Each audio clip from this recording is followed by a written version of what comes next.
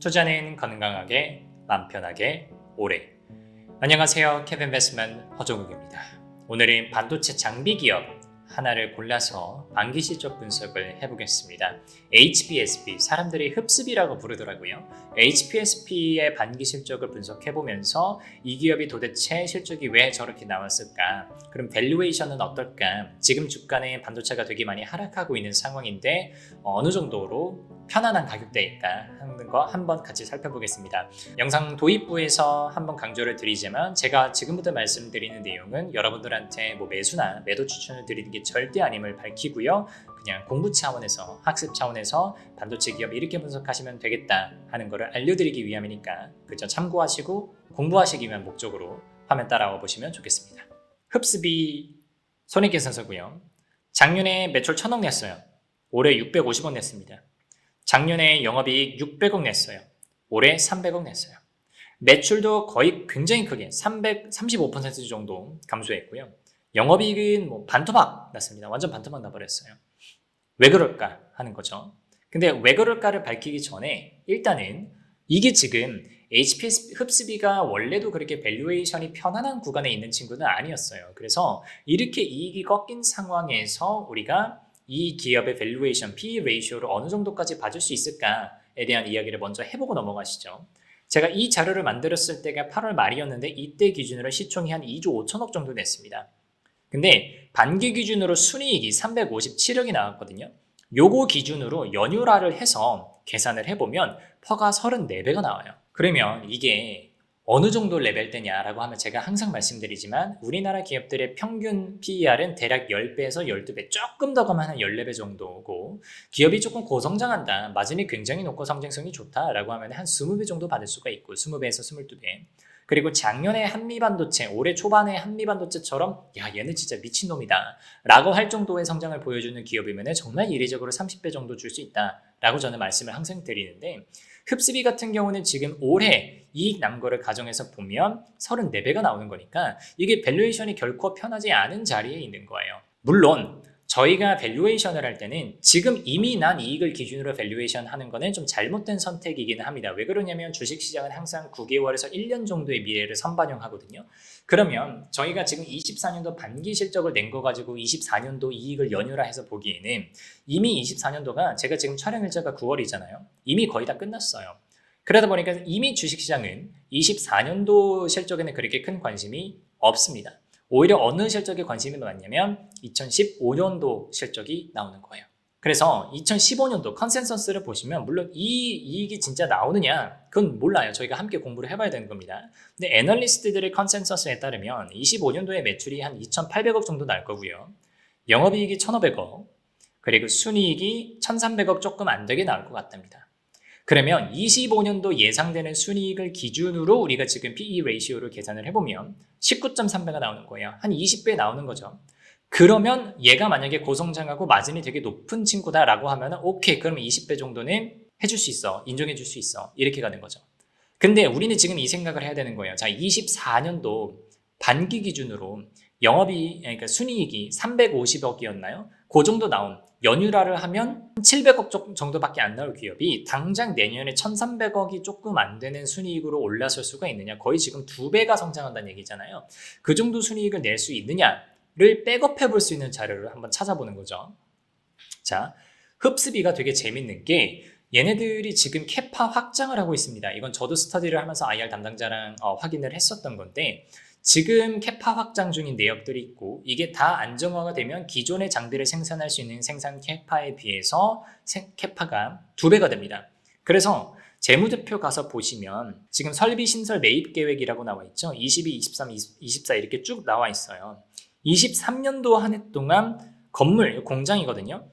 투자가 굉장히 많이 됐어요. 그리고 24년도에도 이게 지금 94억 원 정도 투자가 되는 거니까 그리고 준공연원율이 24년이잖아요. 이거 아마 올해 하반기, 3분기, 4분기 중에 이거 완공이 되면서 캐파는 늘어날 거예요. 물론 캐파가 늘어난다고 해서 매출이 바로 늘어나느냐 그걸 저희가 장담할 수는 없지만 적어도 이 회사가 굉장히 좋은 기술력을 가지고 있는 반도체 장비를 생산하는 기업이라는 걸 감안을 했을 때는 캐파가 올라가는 거에 따라서 매출도 충분히 올라갈 수 있지 않겠느냐 라는 기대를 해볼 수 있는 지점이고요. 근데 이제 문제는 이런 거죠.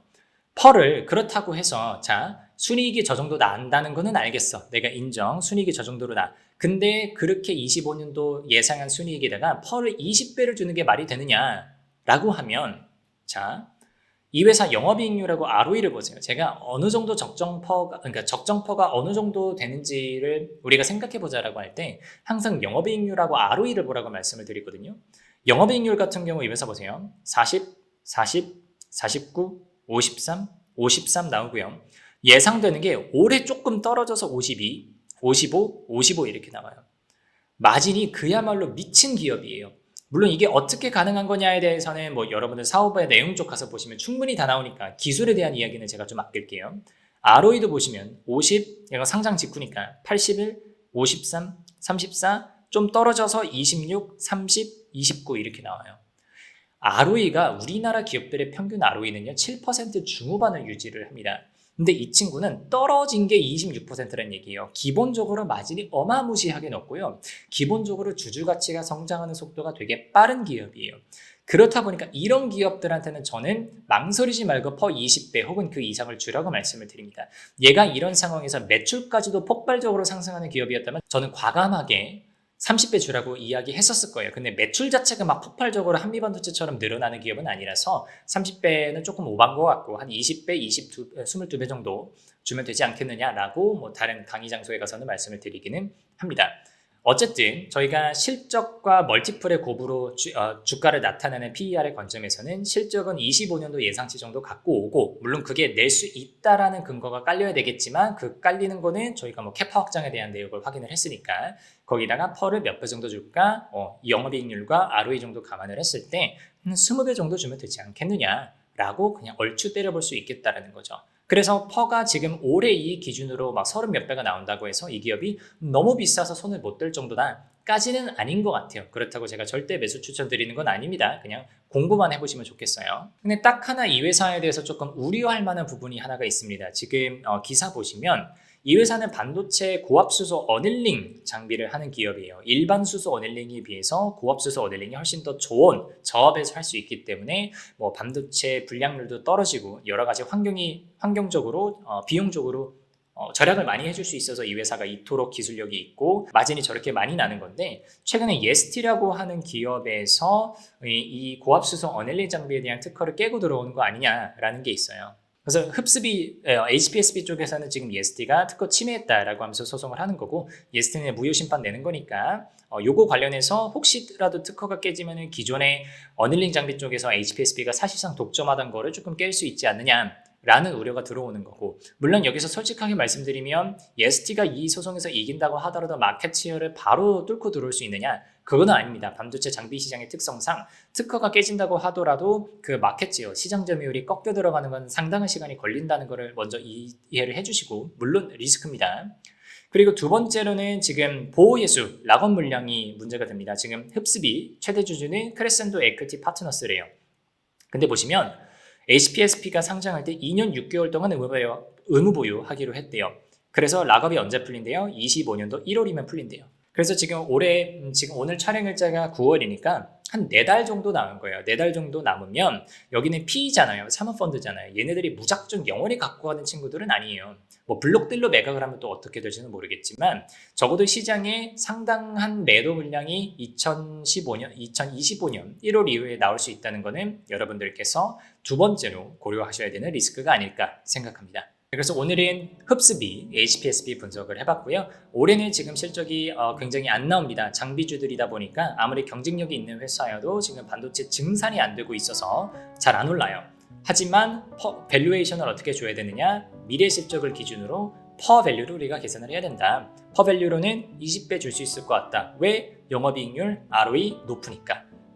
그러면 실적에 대해서 25년도 예상치였던 1,300억이었네요. 그게 진짜 나올 수 있느냐? 그건 여러분들이 계산을 따로 한번 해보셔야 된다. 그것까지 제가 공개할 수는 없어요. 그거는 따로 공부를 해보시면 좋을 것 같고 다만 힌트를 드려보면 이 회사가 캐파가 상당히 많이 늘어나고 이번에 지금 캐파 증설 중인 게 완공이 된다면 기존 캐파에 비해서 2배가 되기 때문에 그래도 좋게 볼 수 있는 근거가 될 수 있다. 이렇게 밸류에이션 쪽 말씀을 드렸고 다만 리스크를 2개를 말씀을 드려보자면 첫 번째는 특허 이제 뚫리는 거에 대한 리스크가 하나가 있고 두 번째로는 최대 주주가 매도 물량을 던지면서 내년 25년도 1월 이후에 오버행 이슈가 터질 수 있다는 거, 이렇게 두 가지 리스크 정도는 기억하고 움직이셨으면 좋겠습니다.